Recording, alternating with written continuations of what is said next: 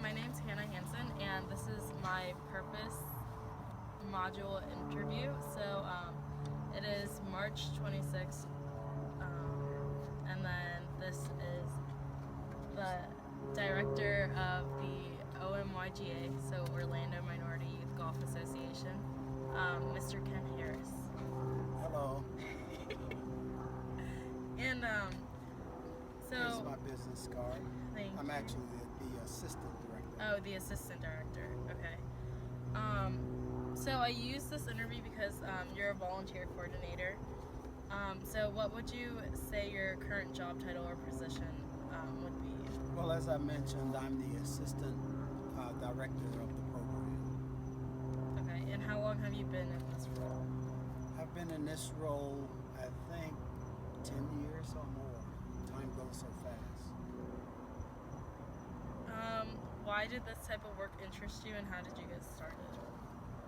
I got started volunteering with this program and working with them because of the great work that we're doing with children. I always liked working with children. My mom, when I was younger, had owned a daycare center, and I would go by there and help her to teach the children then. So I've always had that love. Mm-hmm. So how did you land this position? How did you come about it? Well, the director of the program told me that for the first 5 years he didn't know I was there. So I'm not a pushy type of person, a person that tries to find a position and get that position. But I just started helping and doing the things that dictated the job title. Okay. What do you enjoy most about your job? What I enjoy the most about this position that I'm volunteering in is seeing children at very young ages, and then again seeing them at later stages in life, and the influence that you've had on their lives and the things that you have helped them with and to grow. It's just like seeing a flower planted, bloom, and blossom. Okay. So what do you like least about your job? The least thing I would say that I like about the job, don't tell everyone this, but the pay. The pay is not very good. That's why they Okay. call it volunteer. Yeah, you're volunteering, so that's expected. So since we're focusing on the purpose module, what would you say your purpose is in life? I think my purpose in life is mostly with people.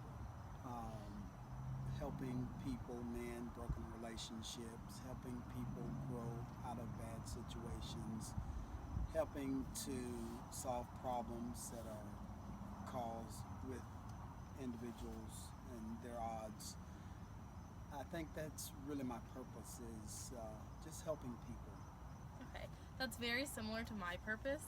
My purpose statement is to help others who can't help themselves. So I think your work is very identical with that theme.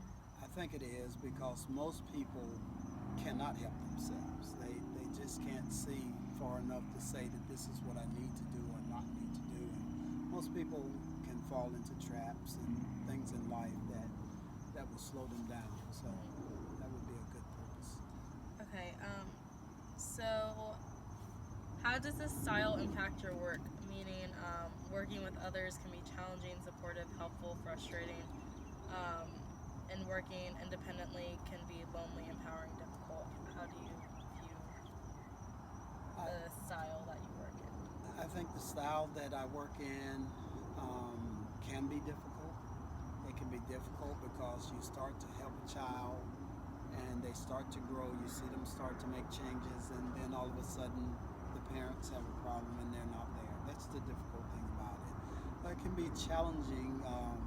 For instance, one child we have has autism, and we've had several, but it's difficult because it takes more of your attention, more of your time, and we have lots of kids, so you have to manage that time. Okay. Can you suggest some ways a student could obtain this necessary experience to volunteer, to participate in an organization that yourself, such as yourself, participates in? I think that every career should look for candidates who have volunteered and who have given back to their communities and who have did things without pay, because it will help you in your career, because everything you do is not based on the dollar value. Some things you do because it needs to be done. Well, no one is doing this, let me do it. So volunteering it works well in the corporate world, because you know how to work with people to help others in the field with you. So it's just good all around. Okay. So do you have any advice for someone interested in like landing a position? My advice to a person who would want to work in the capacity of an organization that is a nonprofit organization or organization that helps others is to really see the need. See the need of, if you work in an organization that does something and you feel like that need is being met, then that's a good organization for you to fit in. Okay. What's You take a Pause break? it, Mom. Okay. What was your major in college? I majored in college in math and business. I started in computer science. I was always a logical thinker and did well with numbers and things like that. It's odd that I would even work with people well, because I was kind of isolated in the business type and math and things of computer science and things of that nature. Okay. What are the major qualifications for success in this occupation or this volunteer organization? The major qualifications are necessity that you would need in your life is just commitment, and that goes with any degree, any type of job, any type of work that you're going to do. The more commitment you have, and just knowing, some people go to work and they don't feel a little well, they don't go to work, but an organization like this would not run unless you're committed to go when you're feeling well, go when you're not feeling well, go when it's raining, go when people say it's a holiday or things like that. And that goes over into business. In the business world, it's similar. You have to have commitment to make a job beneficial and work. Okay. So how well did your college experience prepare you for this job? I think my college experience prepared me for volunteering, because of the number of people that I were in classes with and meeting people and helping study groups that I helped with and things like that. So were the clubs and organizations that you were involved in college somewhat related to what you do now? Not many. Most of the clubs that I was related to were like math clubs or things like that, just for studying and helping each other out. But volunteering is really not any different in one field or another, whether you're helping to teach or whether you're helping to feed or whether you're helping to clothe. It's the level of commitment and the caring for people that makes the difference in it. So do you have any special words of encouragement or warning as a result of your experience? If I could encourage young people who are going to school, I would firstly say, do all you can to get all you can.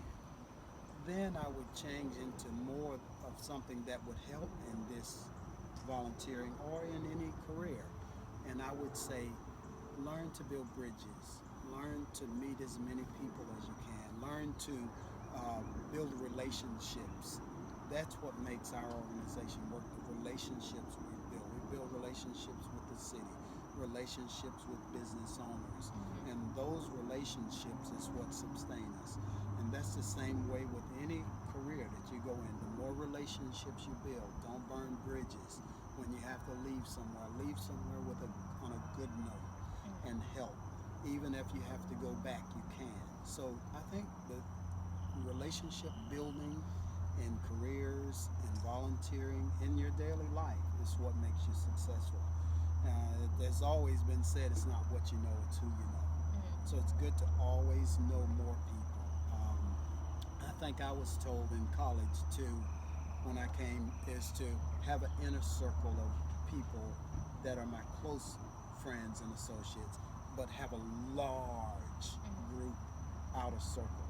So as many people as I could come into contact with and associate with. You never know who would have something that would be beneficial for you in your career, in your business, in your volunteering effort, in your program that you run, and things like that. So I think that's what I learned. Okay. Well, thank you so much. You're very welcome.